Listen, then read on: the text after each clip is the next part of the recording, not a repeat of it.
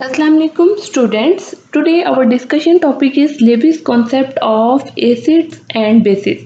आज हम लोगों ने लेविस का कॉन्सेप्ट पढ़ना है जो कि एसिड और बेसिस से रिलेटेड है। सबसे पहले हम लोगों ने इसका इंट्रोडक्शन देखना है। The Arrhenius and Bronsted-Lowry concept of acids and bases are limited to substances which contain protons. Arrhenius और ब्रोंस्टेड-लोरी के कॉन्सेप्ट सिर्फ उन्हीं अशिया तक महदूद हैं जो प्रोटॉन्स पे मुश्तमिल होते हैं। यानी हम लोगों ने आर्हेनियस और ब्रोंस्टेड-लोरी के कॉन्सेप्ट के बारे में जो पढ़ा था, ये सिर्फ और सिर्फ उन्हीं सब्सटेंसेस पे एप्लीकेबल होते थे जिनमें प्रोटॉन होता है। ठीक है, यानी ऐसे सब्सटेंसेस जिनमें प्रोटॉन मौजूद नहीं है लेकिन वो भी एसिड और बेसिस के तौर पे रिएक्ट करते हैं। तो आर्हेनियस और ब्रोंस्टेड-लोरी के कॉन्सेप्ट उन चीज़ों को एक्सप्लेन नहीं कर पाए थे, इस वजह से वो लिमिटेड ही रह गए। आज हम लोगों ने लेविस का कॉन्सेप्ट पढ़ना है और ये देखना है कि लेविस ने एसिड और बेसिस की क्या डेफिनेशन की थी। Lewis 1923 proposed a more general and broader concept of acids and bases. According to this concept, 1923 में लेविस ने एसिड और बेसिस से रिलेटेड एक मॉडल, यहाँ पे से कह सकते हैं कॉन्सेप्ट प्रपोज किया था, जो कि बेस कर रहा था इलेक्ट्रॉन पेयर ट्रांसफर पे। ठीक है, ये इसका लेविस का जो कॉन्सेप्ट है वो बेसिकली बेस कर रहा है इलेक्ट्रॉन पेयर ट्रांसफर पे। ठीक है, अब हम लोग इसकी डेफिनेशन को देख लेते हैं कि एसिड की क्या डेफिनेशन है। An acid is a substance, molecule or ion which can accept a pair of electron. Acid कोई भी ऐसा सब्सटेंस है जो पेयर ऑफ इलेक्ट्रॉन को एक्सेप्ट करता है। यानी एसिड ऐसे सब्सटेंसेस हैं जो पेयर ऑफ इलेक्ट्रॉन्स को हासिल करेगा, एक्सेप्ट करेगा, उसको हम लोग कहेंगे कि ये एसिड है। Base, a base is a substance, molecule or ion which can donate a pair of electron. Base एक ऐसी शय है जो इलेक्ट्रॉन का पेयर डोनेट कर सकती है, दे सकती है। यानी बेस वो है जो इलेक्ट्रॉन का पेयर दे देगी किसी को, और एसिड वो है जो इलेक्ट्रॉन का पेयर एक्सेप्ट करेगा, उसको हम लोग एसिड कहेंगे। और ऐसा सब्सटेंस जो कोई भी ऐसा सब्सटेंस जो इलेक्ट्रॉन का पेयर डोनेट कर दे उसको हम लोग बेस कहेंगे। यानी हम लोगों ने प्रीवियस लेक्चर में पढ़ा था कि जहाँ पे डोनेशन होती है वहाँ पे एक्सेप्टेंस भी होती है। अगर कोई सब्सटेंस इलेक्ट्रॉन दे रहा होता है तो वहाँ दूसरा सब्सटेंस इलेक्ट्रॉन को एक्सेप्ट भी कर रहा होता है।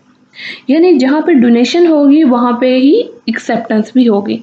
ये चीज़ें आप लोगों ने याद रखनी है। यानी एक सब्सटेंस अगर इलेक्ट्रॉन को डोनेट कर रहा है, दे रहा है, तो वहाँ पे कोई दूसरा होगा जो इलेक्ट्रॉन को ले भी रहा होगा।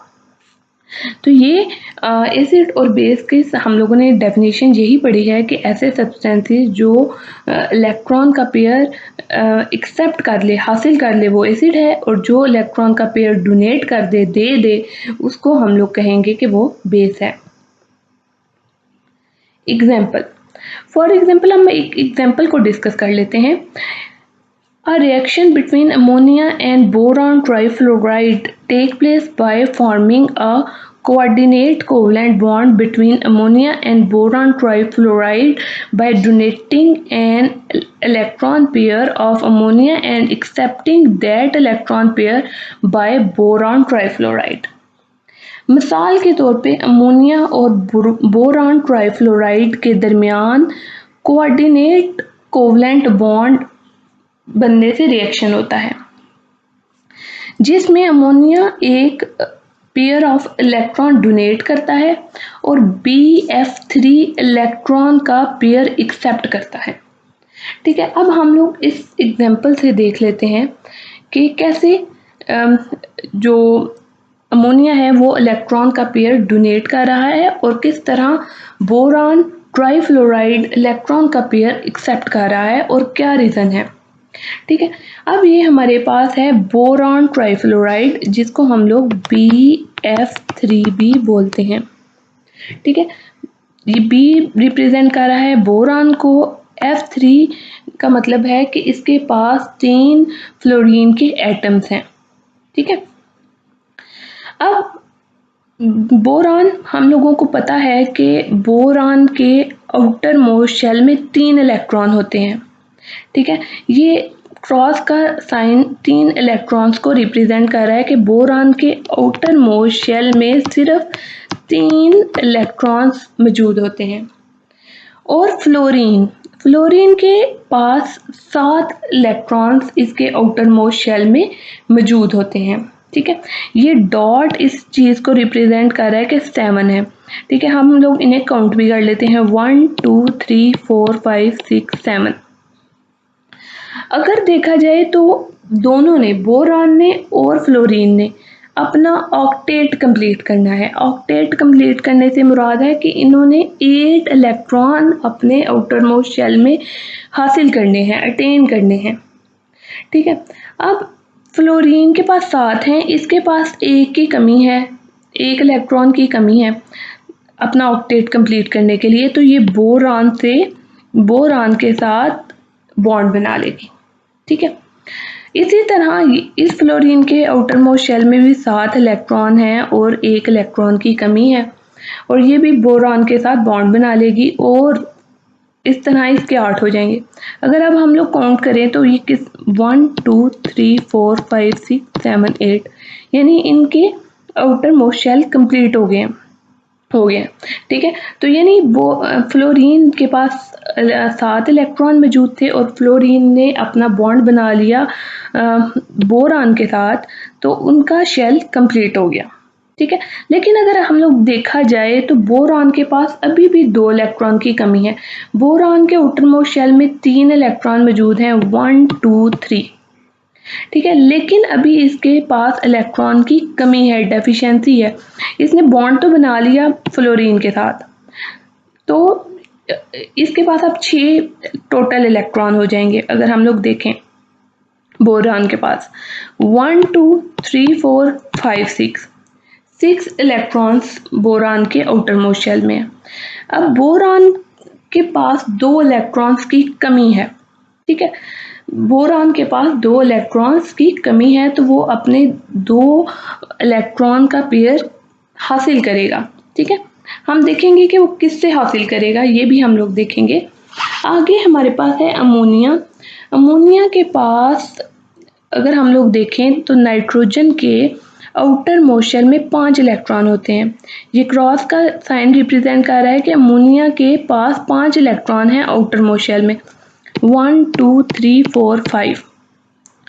अब अमोनिया को 3 इलेक्ट्रॉन्स की ज़रूरत है अपना आउटर मोस्ट शेल कंप्लीट करने के लिए। ठीक है, यानी अपना ऑक्टेट कंप्लीट करने के लिए 3 इलेक्ट्रॉन की ज़रूरत है, और वो बॉन्ड बना लेगा हाइड्रोजन के साथ। हम लोगों को पता है कि हाइड्रोजन के आउटर मोस्ट शेल में सिर्फ 1 इलेक्ट्रॉन मौजूद होता है, जो कि डॉट की फॉर्म में आपको नज़र आ रहा है। ठीक है, तो ये हाइड्रोजन अमोनिया के साथ बॉन्ड बना लेगा। यहाँ से ये वाला, चूँकि NH3 है तो 3 हाइड्रोजन के एटम्स मौजूद होंगे। ठीक है, NH3 में 3 हाइड्रोजन के एटम है, तो ये हाइड्रोजन का एटम अमोनिया के साथ बॉन्ड बना लेगा। ये वाला हाइड्रोजन एटम भी नाइट्रोजन के साथ बॉन्ड बना लेगा, और ये वाला हाइड्रोजन भी नाइट्रोजन के साथ बॉन्ड बना लेगा। तो इस तरह अमोनिया के पास पूरे 8 इलेक्ट्रॉन हो गए हैं। आप काउंट कर सकते हैं, 1 2 3 4 5 6 7 8। अब अमोनिया के पास 2 इलेक्ट्रॉन हैं। ये 2 इलेक्ट्रॉन वो हैं जिन्होंने रिएक्शन में टेक पार्ट नहीं किया, इनको हम लोग लॉन पेयर बोलते हैं। यानी ऐसे इलेक्ट्रॉन जो रिएक्शन में हिस्सा नहीं लेते, उनको हम लोग लॉन पेयर कहते हैं। यानी अमोनिया के पास NH3 के पास लॉन पेयर भी मौजूद है।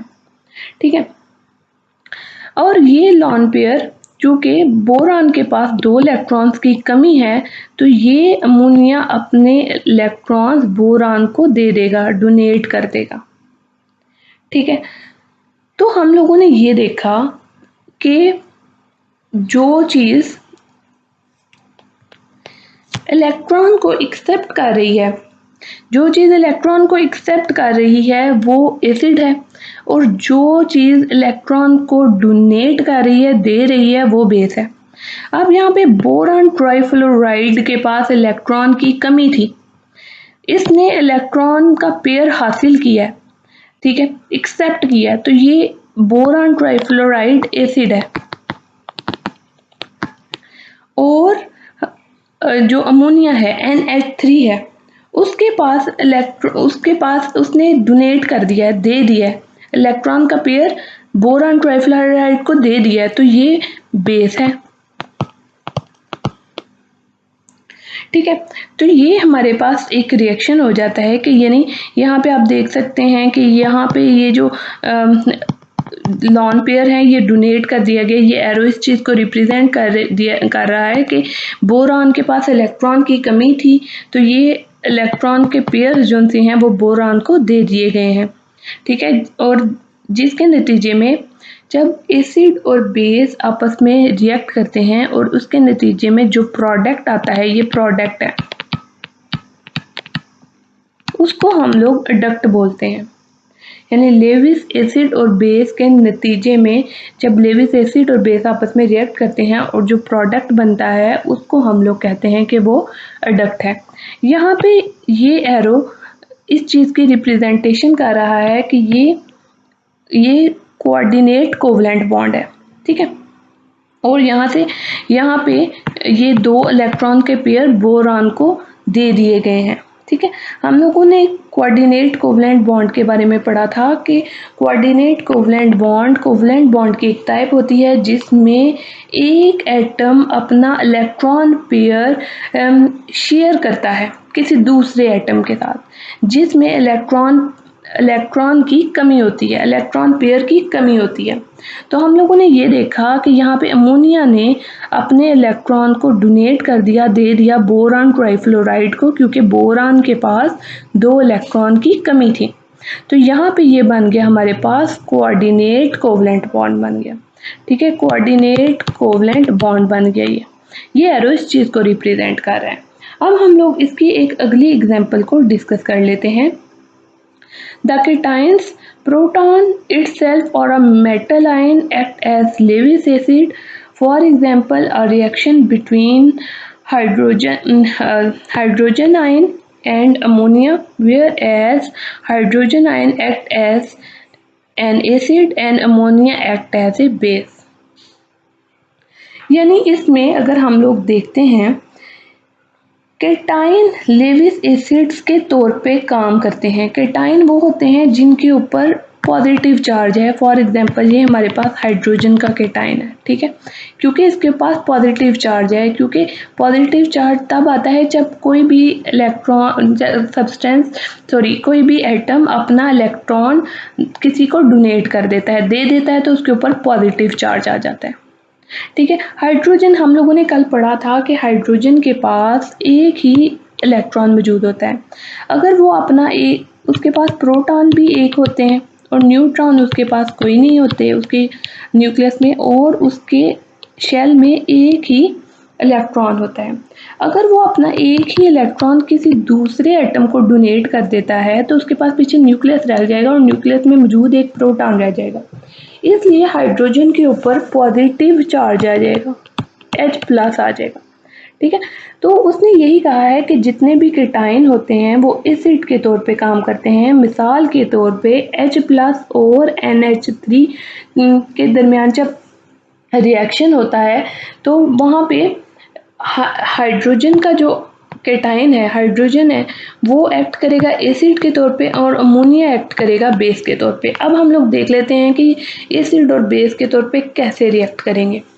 फॉर एग्जांपल मिसाल के तौर पे ये हमारे पास है हाइड्रोजन का प्रोटॉन मौजूद है। हम लोगों को पता है कि हाइड्रोजन के प्रोटॉन से मुराद ये है कि उसके न्यूक्लियस में कोई भी इलेक्ट्रॉन मौजूद नहीं है, सिर्फ उसके पास प्रोटॉन है, वो भी एक न्यूक्लियस है और न्यूक्लियस में एक प्रोटॉन है, और न्यूक्लियस इसके न्यूट्रॉन कोई भी नहीं है, ठीक है।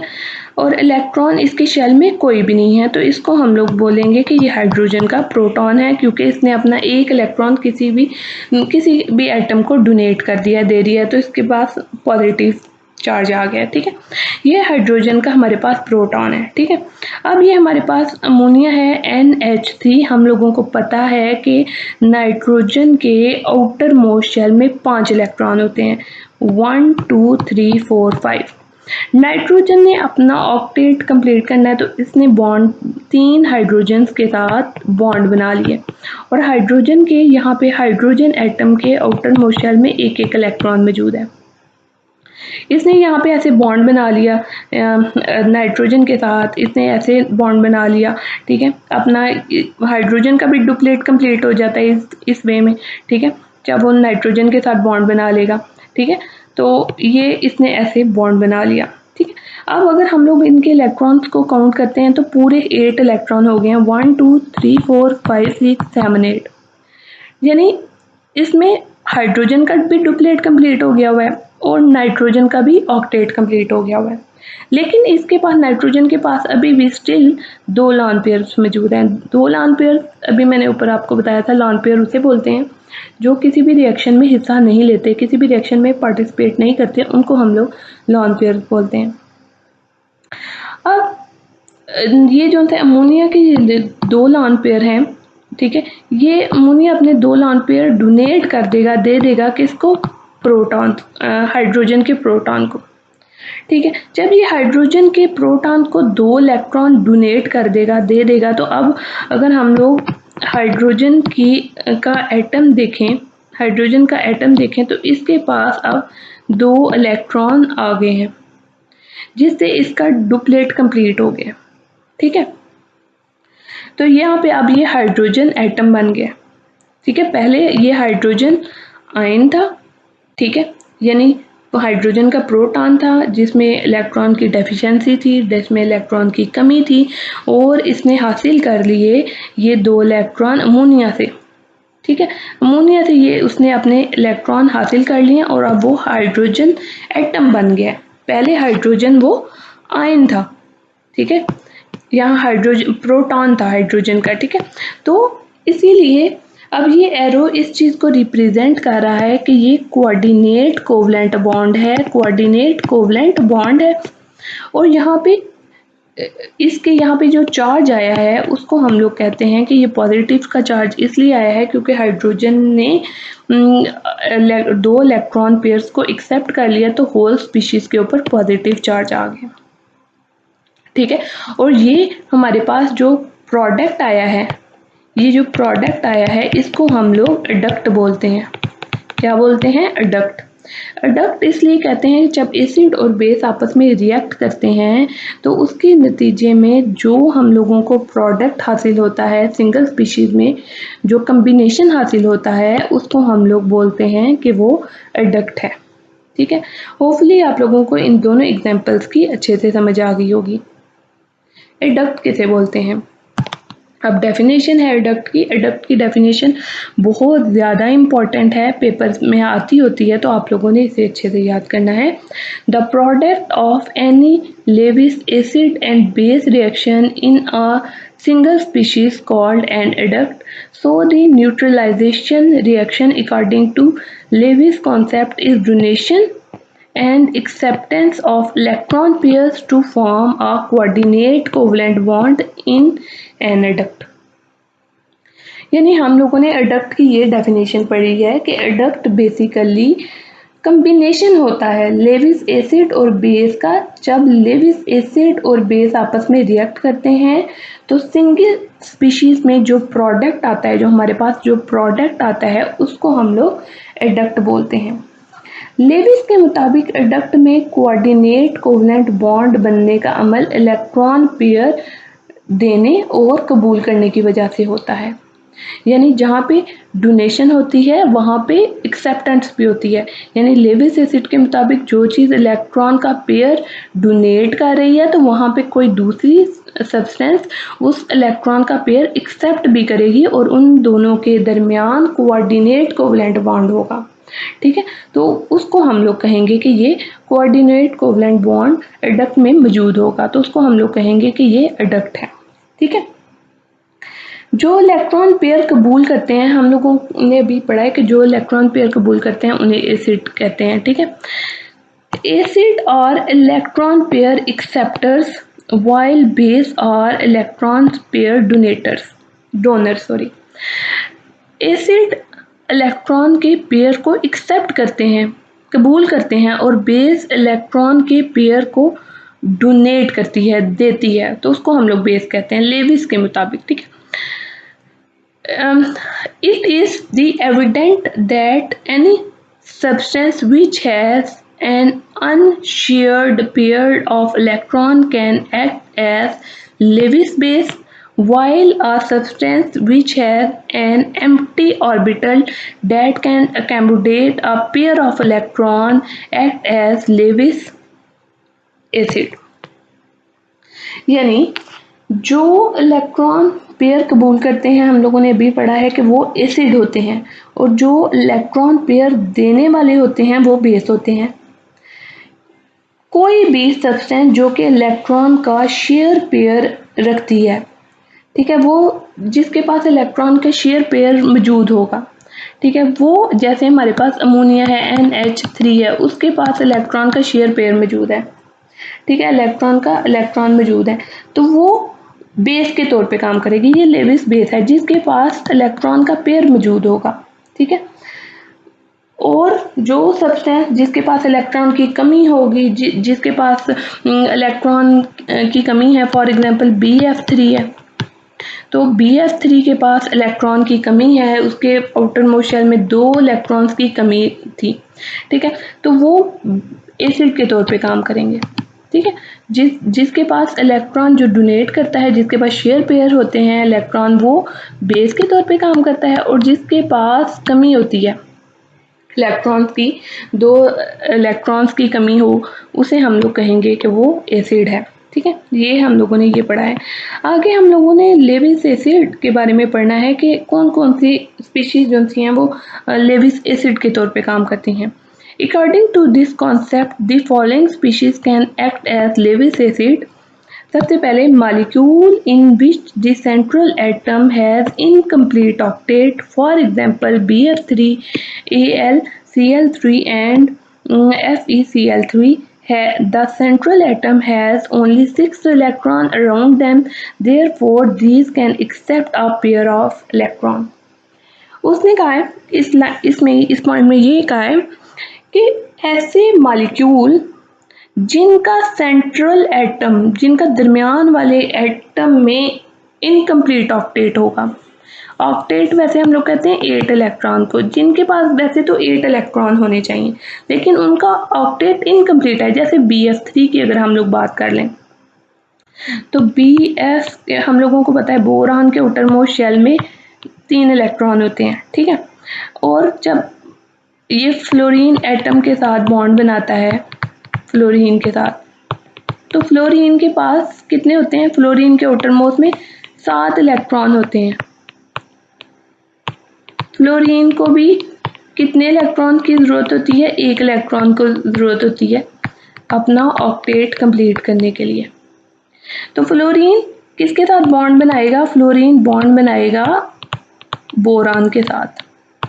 ठीक है, ऐसे बोरान के साथ ये बॉन्ड बना लेगा, तो फ्लोरीन का ऑक्टेट कंप्लीट हो जाएगा। 1 2 3 4 5 6 7 8 इसका ऑक्टेट कंप्लीट हो गया। ठीक है, सेम केसेस जितने भी फ्लोरीन हैं उनका सबका ऑक्टेट कंप्लीट हो जाएगा। ठीक है, लेकिन अगर हम लोग बोरान की बात करते हैं, तो बोरान के पास अभी भी 2 इलेक्ट्रॉन्स की कमी है। हम लोग काउंट कर लेते हैं 1 2 3 4 5 6, 2 इलेक्ट्रॉन की अभी भी कमी है। यानी ऐसे मॉलिक्यूल जिनके central atom, boron central atom है, उनका ऑक्टेट कंप्लीट नहीं होता। ठीक है, यानी उनके पास 6 इलेक्ट्रॉन होते हैं और वो अभी भी 2 इलेक्ट्रॉन के पेयर, एक पेयर को 2 इलेक्ट्रॉन को हासिल करने की सलाहियत रखते हैं, वो लेविस एसिड होते हैं। जैसे बोरान ट्राइफ्लोराइड है, इसके पास 2 इलेक्ट्रॉन्स की कमी है, इसके पास 2 इलेक्ट्रॉन्स की कमी है, इसलिए ये इलेक्ट्रॉन का पेयर एक्सेप्ट करने की सलाहियत रखता है, तो इसलिए ये बोरान ट्राइफ्लोराइड जो सा है वो एक लेविस एसिड है। इसी तरह सेम केस में एल्यूमिनियम के भी यही है। एल्यूमिनियम के पास भी Cl और Cl। एल्यूमिनियम के ऑक्टेट में भी 6 इलेक्ट्रॉन मौजूद है। ये एल्यूमिनियम सेंट्रल एटम है और इसको भी 2 इलेक्ट्रॉन की ज़रूरत है, ठीक है, अपना ऑक्टेट कंप्लीट करने के लिए। तो ये भी एक लेविस क्या है, एसिड है। तो हम लोगों ने इस पॉइंट में ये पढ़ा है कि ऐसे तमाम मालिक्यूल जिनका जो सेंट्रल एटम है, जैसे यहाँ पे बोरान और एल्यूमिनियम, इन तमाम इलेक्ट्रॉन के सेंट्रल एटम में इलेक्ट्रॉन्स की कमी होती है। इस वजह से चूँकि इनके सेंट्रल एटम में 2 इलेक्ट्रॉन्स की कमी होती है, इस वजह से ये इलेक्ट्रॉन को एक्सेप्ट करने की, इलेक्ट्रॉन का पेयर एक्सेप्ट करने की सलाहियत रखते हैं, तो इसलिए हम लोग इन्हें लेविस एसिड बोलते हैं। Simple cation can act as a Lewis acid. All cation act as a Lewis acid since they are deficient in electron. However, cations such as sodium, potassium, calcium ion have a little tendency to accept electron, while the cation like hydrogen and silver ion have a greater electron acceptance tendency, therefore act as a Lewis acid. यानी अब उसने कहा है कि जितने भी mostly symbols cations की बात कर रहा है कि जितने भी सिंपल्स केटाइंस होते हैं, ठीक है, केटाइन वो होते हैं जो अपना इलेक्ट्रॉन किसी को डोनेट कर देते हैं और उनके ऊपर पॉजिटिव चार्ज आ जाता है, उसे हम लोग केटाइन बोलते हैं। जैसे सोडियम है, सोडियम एक केटाइन है, पोटाशियम केटाइन है क्योंकि ये अपना इलेक्ट्रॉन डोनेट कर देते हैं। ये हमारे पास हाइड्रोजन का प्रोटॉन, ये अगर अपना एक इलेक्ट्रॉन किसी दूसरे को डोनेट कर दे तो ये भी केटाइन है। तो केटाइन, सिंपल केटाइन जितने भी हैं वो एसिड के तौर पे काम करते हैं, ठीक है, सारे एसिड के तौर पे काम करते हैं क्योंकि उनमें इलेक्ट्रॉन की कमी होती है, वो इलेक्ट्रॉन किसी को डोनेट कर देते हैं, इस वजह से उनमें इलेक्ट्रॉन की डेफिशिएंसी होती है, ठीक है। लेकिन कुछ केटाइन जैसे कि सोडियम, पोटाशियम और कैल्शियम कि ये इनमें बहुत कम टेंडेंसी होती है कि वो इलेक्ट्रॉन को एक्सेप्ट करके अपना ऑक्टेट कंप्लीट कर सकें। कैसे? जैसे सोडियम है, हम लोगों को पता है कि सोडियम के इलेक्ट्रॉन जिनसे हैं वो टोटल इलेक्ट्रॉन 11 होते हैं, ठीक है, यानी पहले शेल में 2 इलेक्ट्रॉन होते हैं, दूसरे में 8 होते हैं, ठीक है, और तीसरे शेल में इसका 1 इलेक्ट्रॉन मौजूद होता है, ठीक है। अब अगर फॉर एग्जांपल ये अपना एक इलेक्ट्रॉन भी किसी को डोनेट कर दे, ठीक है, तो इसके लिए बहुत ज़्यादा मुश्किल है सोडियम के लिए कि वो जो है ना वो इतने ज़्यादा इलेक्ट्रॉन को हासिल करे किसी भी दूसरे एटम से, यानी अपना ऑक्टेट कंप्लीट करने के लिए बहुत ज़्यादा इलेक्ट्रॉन्स को हासिल करने के बजाय वो यही करता है कि वो अपना एक इलेक्ट्रॉन जो होता है वो भी डोनेट कर देता है, ठीक है। तो ऐसे इलेक्ट्रॉन्स के लिए बहुत ज़्यादा मुश्किल होता है कि किसी से इलेक्ट्रॉन को हासिल करना, ठीक है।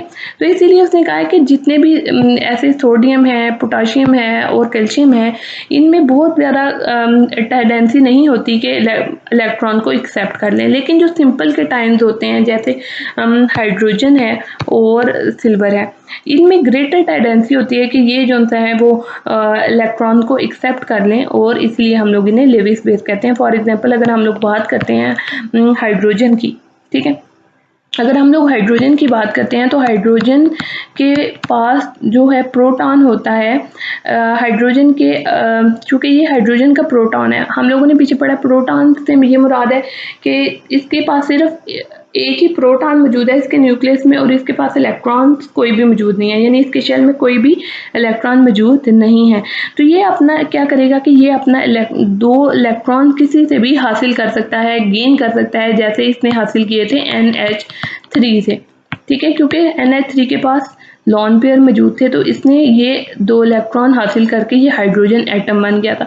तो ये सिंपल जो जितने भी सिंपल्स केटाइन होते हैं, जितने भी सिंपल केटाइंस होते हैं उनके पास टेंडेंसी होती है कि वो इलेक्ट्रॉन को एक्सेप्ट कर दें कर सकें। और जैसे ये 3 केटाइन्स हैं, इनके पास बहुत ज़्यादा कम टेंडेंसी होती है कि ये इलेक्ट्रॉन को एक्सेप्ट कर सकें। ठीक है, अब हम लोग बात कर लेते हैं लेविस बेसिस की। According to Lewis concept the following species can act as a Lewis basis. कौन कौन सी स्पीशीज लेविस बेसिस के तौर पे काम कर सकती हैं? Neutral species having at least one lone pair of electron, for example ammonia, amine, alcohol, etc. act as a Lewis basis because they contain a lone pair of electron। यानी हम लोगों ने लेविस बेस की ये डेफिनेशन पढ़ी थी कि ऐसे ऐसे स्पीशीज या ऐसे मालिक्यूल्स जिनके पास लॉन पेयर मौजूद होता है, ठीक है, जिनके पास लॉन पेयर ऑफ इलेक्ट्रॉन मौजूद होते हैं, जो किसी दूसरे सब्सटेंस को, मालिक्यूल्स को लॉन पेयर देने की सलाहियत रखते हैं, उनको हम लोगों ने कहा था कि वो लेविस बेस हैं। तो अगर हम लोग यहाँ पे देखते हैं, अमोनिया के पास भी 2 लॉन पेयर मौजूद हैं, ठीक है, यहाँ ये अमाइन है, ठीक है, ये अमाइन के पास भी 2 लॉन पेयर मौजूद हैं। इसके अलावा अल्कोहल के पास भी ऑक्सीजन की सूरत में लॉन पेयर्स मौजूद हैं। यानी इन तमाम जितने भी मालिक्यूल्स हैं, इनके पास लॉन पेयर्स मौजूद हैं, ठीक है। ये अपने किसी को भी ये अपने लॉन पेयर्स इलेक्ट्रॉन के दे सकते हैं, ठीक है।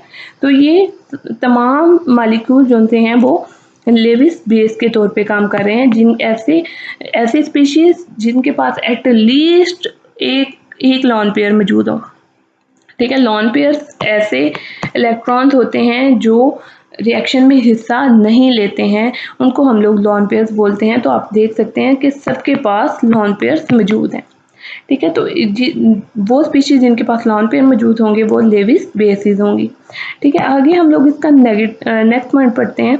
नेगेटिवली चार्ज स्पीशीज और anion, for example chloride, cyanide, hydro oxide act as a Lewis basis. यानी जितने भी स्पीशीज जिनके पास नेगेटिव चार्ज होगा, यानी जो नेगेटिव चार्ज कैसे हासिल होता है? नेगेटिव चार्ज तब हासिल होता है, एनाइन तब बनते हैं जब वो इलेक्ट्रॉन का इलेक्ट्रॉन हासिल करते हैं, किसी भी दूसरे एटम से इलेक्ट्रॉन हासिल करते हैं तो उनके ऊपर नेगेटिव चार्ज आ जाता है। केटाइन तब बनते हैं जब वो अपना इलेक्ट्रॉन किसी भी दूसरे एटम को डोनेट कर देते हैं।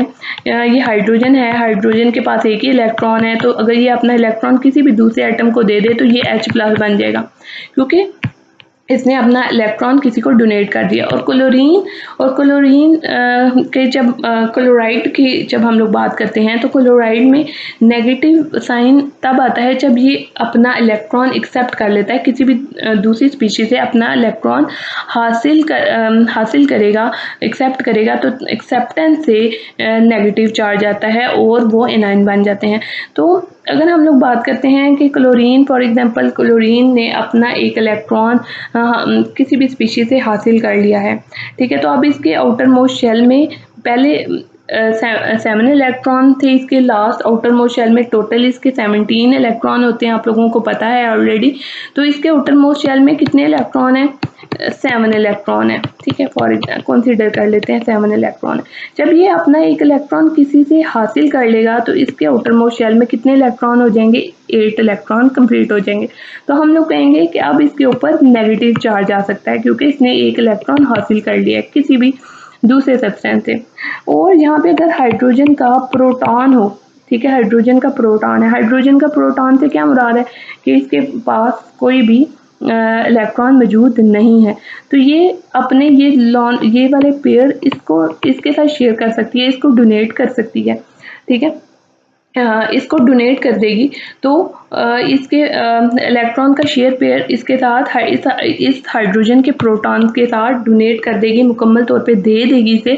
तो हम लोग कहेंगे कि ये जो है ये लेविस बेसिस हैं, ठीक है। यानी वो तमाम स्पीशीज जिनके ऊपर नेगेटिव चार्ज आता है, यानी जो एनाइंस होती हैं, वो लेविस बेसिस के तौर पे काम करती हैं। मिसाल के तौर पे हमारे पास हो गया क्लोराइड हो गया, साइनाइड हो गया, क्लोराइड हो गया और हाइड्रो ऑक्साइड आयन हो गए। तो ये तमाम स्पीशीज जो सी हैं वो लेविस बेस के तौर पे काम करती हैं। तो होपफुली आप लोगों को अच्छे से समझ आ गया होगा कि लेविस का concept of acid and base का। और आप लोगों ने इस क्वेश्चन को बहुत अच्छे से याद करना है क्योंकि ये पेपर पॉइंट ऑफ व्यू के अकॉर्डिंग बहुत ज़्यादा इम्पॉर्टेंट लॉन्ग क्वेश्चन है और हर दफ़ा पेपर में आप लोग कह सकते हैं फर्स्ट टाइम नहीं तो सेकंड टाइम आ जाता है ये।